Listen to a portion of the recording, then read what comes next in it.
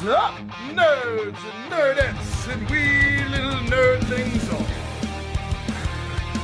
It's your buddy Big Johnny G, the Two Gun Pixie presents Legendary Gaming.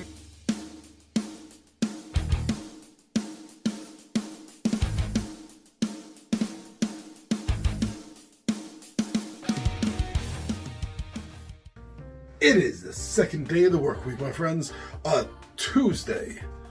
And I am here because there are certain games that I absolutely love. And when that happens, I like to give little points about the game. Why I think you also will enjoy said game. Now, this game caught my attention because I have always, since I was a little Big Johnny G, I have always really enjoyed Greek mythology. So when a company I know, a company puts out games I already enjoy, when I find out that they have a game based on Greek myths, I am highly interested. And it ties in with a series that I already enjoy, a rule system I already know. And that's Crazier 8's Olympus, the newest game in their Crazier 8 series. So I'm going to take you down the table, my friends, and we're going to talk about this game, because you should really know about Crazier 8's Olympus.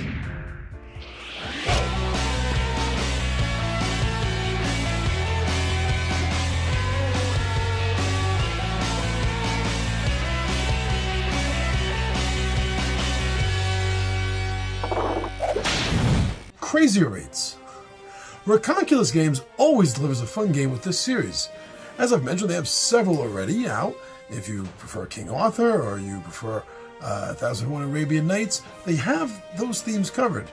And that's very good. I enjoyed those games. I have fun playing them, but the new one, this one, Olympus, has become my favorite.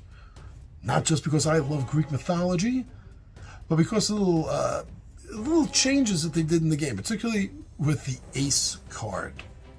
I really like that, but let me tell you why I think you're going to enjoy this game, because these are reasons why I enjoy it so much.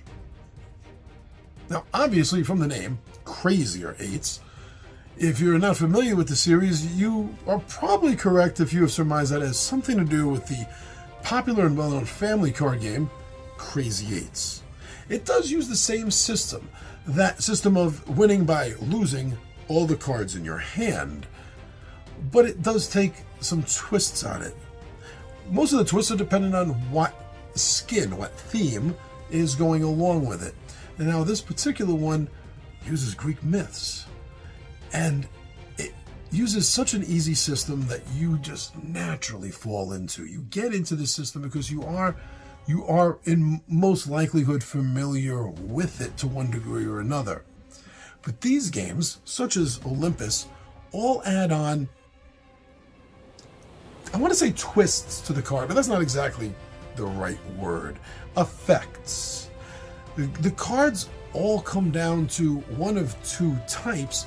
They're either an immediate effect card, which will go, if played, will go to the bottom of the discard deck, or it's an asset that you're going to get a chance to play and put out in front of you in your play area. And these assets have ongoing effects. Some of them are circumstantial if something happens. Some of them are always in effect regardless, but things are always happening. Now with this game, what I was talking about earlier with the aces is, here the aces are literally the gods themselves, the great Olympians. Well, at least 4 of them for this game, 1 for each suit. Now, these asset cards cannot be destroyed. In the other games, and even in this game, assets can be destroyed. There are cards, there are effects that will destroy them. But now, the aces are gods. The actions of mere mortals cannot destroy them, so they remain in play. But yet at the same time, as is often depicted in so many stories, the gods can be manipulated. They can also be fickle.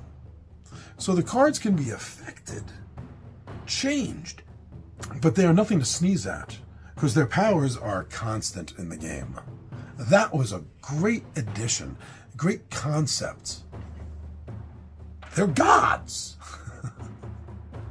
And yes, of course, as I always do with the Crazier 8 series of games,